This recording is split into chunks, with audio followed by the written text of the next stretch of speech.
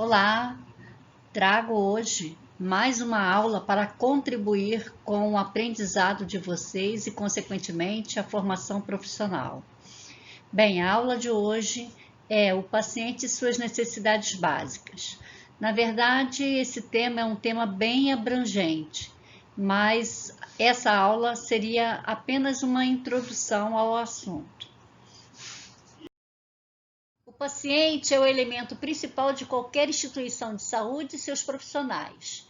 Abrange todos os indivíduos submetidos a observações médicas, controles especiais, exames e tratamentos.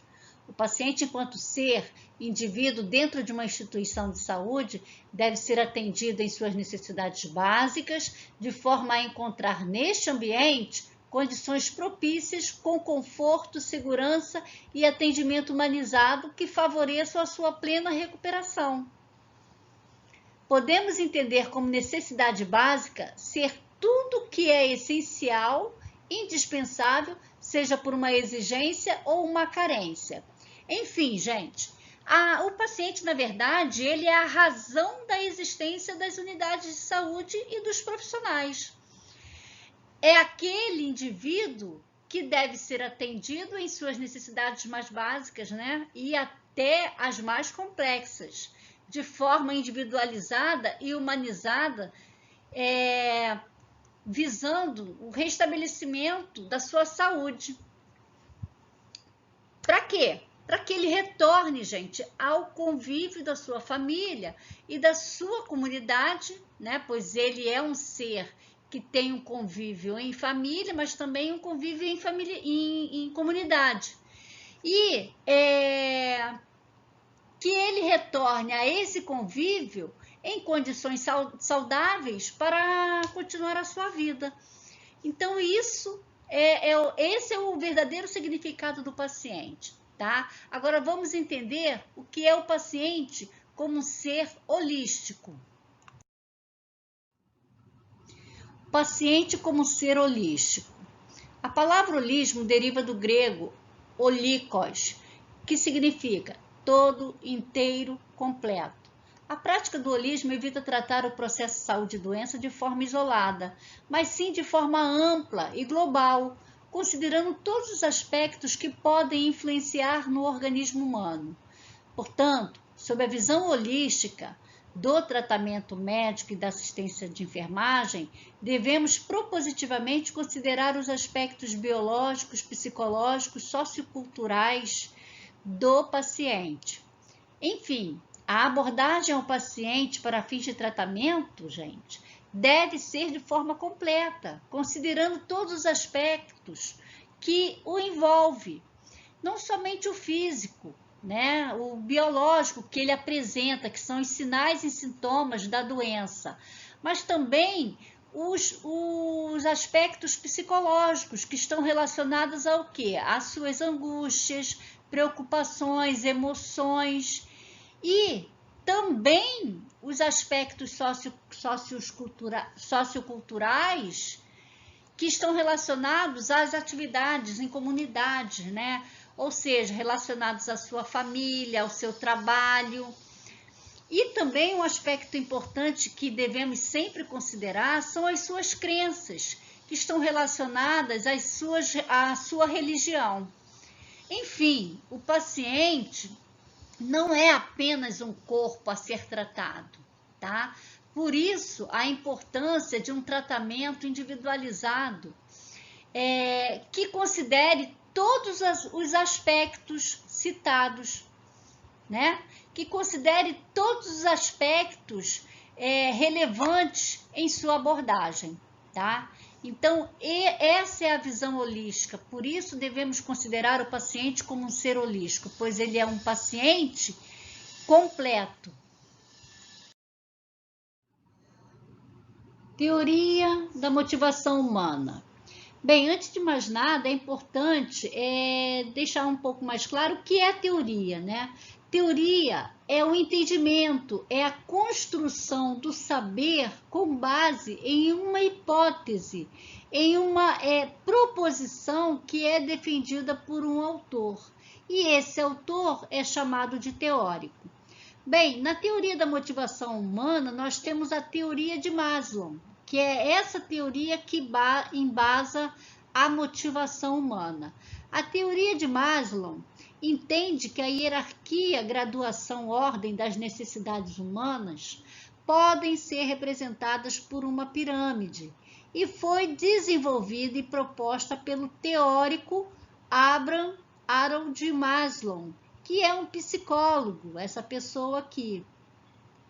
Bem, na divisão hierárquica da pirâmide de Maslow, as necessidades humanas de nível mais baixo, que são as mais básicas, devem ser satisfeitas primeiro, ou seja, antes das necessidades humanas de nível mais alto. Cada pessoa tem que escalar uma hierarquia de necessidades para atingir o topo da pirâmide, que é a sua autorrealização. Ou seja, você só chega no topo da pirâmide, que é representada pela autorrealização, após ter passado por níveis mais baixos de necessidades humanas, que vai do mais elementar até o topo, que é o topo da autorrealização. O que fica claro nessa pirâmide é que você só pode passar para o degrau acima após ter consolidado todo o degrau que está mais baixo. Tá? Então, eu não consigo passar para um nível mais alto de satisfação das minhas necessidades humanas se eu não consolidei as minhas necessidades mais básicas, que antecedem o degrau acima, tá? Bem, a teoria da motivação humana, desenvolvida por Maslow, foi representada nessa pirâmide, né? Essa pirâmide, ela é dividida, né, em blocos do mais básico até o mais alto nível, né? E o que o Maslow quis traduzir com isso aqui é que ninguém consegue atingir o patamar mais alto sem construir uma boa base. Ou seja, eu não consigo chegar a uma realização pessoal sem ter construído solidamente todas essas bases aqui, tá? Então, eu só vou ter motivação para subir um degrau, um de cada vez, se eu construir solidamente cada degrau desse. E por isso eu trago essa outra ilustração aqui, porque ela representa bem. Observem que o personagem aqui está com as tábuas e o martelo na mão, ou seja, ele está construindo cada degrau desse, desde o mais elementar, desde o mais básico, que é o de menor nível, até o mais alto nível. Tá? Então, isso aqui significa que o ser humano ele tem que estar sempre motivado para construir o seu degrau, tá? Que neste caso está representado aqui na pirâmide. Então, qual é o degrau mais elementar? É o degrau da fisiologia, é aquilo que me mantém vivo. Primeiro eu tenho que estar vivo, ou seja, eu tenho que estar respirando, me alimentando, me hidratando, né? Dormindo, tendo sono de qualidade, tendo uma condição de estar vivo e saudável, para que eu possa buscar o segundo degrau. E o segundo degrau é o quê? É a segurança. Eu estou vivo, estou saudável, o que eu desejo de imediato quando eu estou nessa condição? É segurança. E o que é a segurança? É o meu trabalho, é o meu salário, é a minha família, é a minha saúde, é a minha propriedade, a minha casa. Eu preciso de uma casa para morar. Então, o segundo degrau é o que? Da segurança. Eu só consigo atingir esse patamar da segurança se eu estiver com as condições fisiológicas saudáveis, né? Então, você veja bem que eu só posso passar por um patamar seguinte se eu tiver construído bem e isso aqui estiver bem consolidado, né? Então, o terceiro degrau é o quê? É o degrau da afetividade. E o que seria isso? Seria o amor, o relacionamento, né?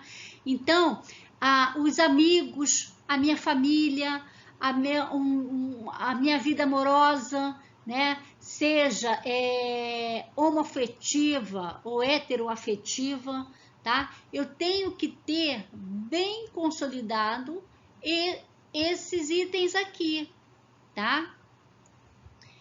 Enfim, estando este aqui bem consolidado, naturalmente que eu vou estar motivado para seguir para o outro degrau, ou seja, a minha estima. Eu estando, né, com a minha vida saudável, com segurança, ou seja, eu tenho minha casa, eu tenho meu emprego, eu tenho meu salário, eu tenho a minha família, eu tenho o meu amor, né? Eu tenho as minhas amizades, aí eu vou conseguir o quê? Naturalmente, eu vou conseguir ter mais confiança, eu vou buscar mais conquistas, eu vou ter respeito aos outros, assim como eu vou ter respeito dos outros, tá? Enfim, e quando eu me sinto mais seguro, mais confiante e tenho respeito dos outros, eu consigo atingir o próximo patamar, que é o quê? O patamar da realização pessoal, tá? Então, gente, esse é o conceito da motivação humana de Maslow, pois ele considera que nós construímos cada degrau desse aqui, ou seja, para que eu consiga chegar à condição de realização pessoal, eu tenho que ter construído, consolidado bem cada degrau desse, representado aqui pela pirâmide, tá? E veja bem que quem constrói esses degraus somos nós mesmos, né? Nós construímos e, portanto, nós temos que buscar. As nossas construções serão definidas pelo que nós escolhemos hoje, tá? Então, o que eu escolho hoje vai me permitir consolidar para construir amanhã. Então, essa seria a teoria da motivação de Maslow, tá bom? Teoria de Wanda Horta. Wanda Horta foi uma notável enfermeira, professora do curso de enfermagem. Procurou iniciar o desenvolvimento de uma teoria, a teoria das necessidades humanas básicas, na qual procura mostrar a enfermagem como ciência aplicada, transitando de uma fase empírica para a fase científica. Antes dela, os pacientes eram tratados apenas como indivíduos, como um corpo físico doente. Entretanto, sua teoria considera os pacientes como seres humanos e, portanto, devem ser tratados com sentimento e emoção, ou seja, com humanização. Horta inspirou o desenvolvimento de seus estudos na teoria de motivação humana de Maslow, fundamentada nas necessidades humanas básicas. Ela elaborou, então, a sua teoria sobre a motivação humana, fundamentada nas necessidades humanas básicas, sendo até hoje referência no ato de cuidar do paciente. Ou seja, Wanda Horta extraiu da teoria de Maslow todas as motivações humanas relacionadas às necessidades humanas básicas. E essas necessidades humanas básicas passaram a fazer parte da sua teoria e, portanto, passaram a fundamentar o ato de cuidar do paciente, com base nessas necessidades básicas previstas na pirâmide de Maslow, tá? Então, ela pegou a pirâmide de Maslow, extraiu as necessidades básicas previstas lá por ele, e, com base nessas necessidades, ela traçou a sua teoria para que a prática da enfermagem, o cuidar do paciente, fossem voltadas para essas necessidades. E quais são essas necessidades? Vamos lá, as necessidades fisiológicas, as necessidades de segurança, as necessidades de afetividade e as necessidades de estima. Essas são as necessidades que fundamentaram a teoria das necessidades humanas da Wanda Horta, tá? Bem, a Wanda Horta, com base nessas necessidades humanas básicas e sua hierarquia, agrupou as mesmas de forma a gerar intervenções de enfermagem adequadas a cada indivíduo, conforme a seguir. Então, vamos lá. Ela agrupou em 3 grupos. Primeiro, as necessidades psicobiológicas, as necessidades psicossociais e as necessidades psicoespirituais.